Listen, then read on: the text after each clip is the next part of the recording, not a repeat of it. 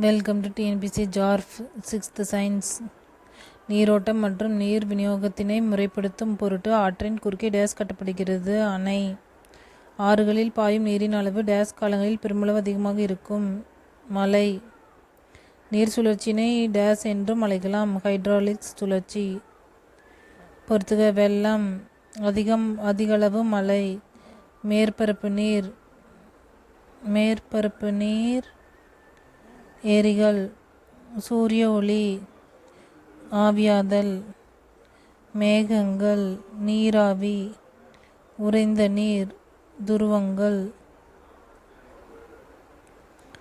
மக்கள் தொகை பெருக்கம். நீர் பற்றாக்குறை. மறுசுழற்சி. விடை நீர் மேலாண்மை. நிலத்தடி நீர். கிணறு. மேற்பரப்பு நீர். ஏரிகள். உலகின் கூரை. இமயமலை. சதுப்பு நிலம். பிச்சாவரம். நீரின் உறைநிலை 0 டிகிரி செல்சியஸ். தொற்று நீக்குதல். குளோரின். முகத்வாரம். கூவம்.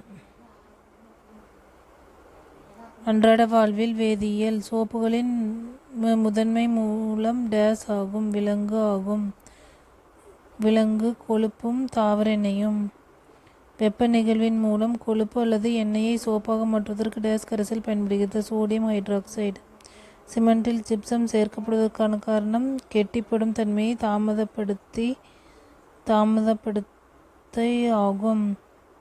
ஃபீனால் என்பது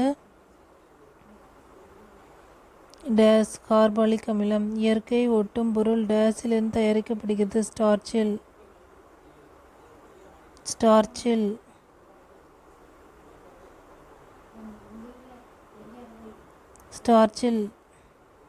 வெங்காயம் நறுக்கும்போது நம் கண்களில் கண்ணீர் வர காரணமான வாயு டேஸ் ஆகும். ஆக்சைடு.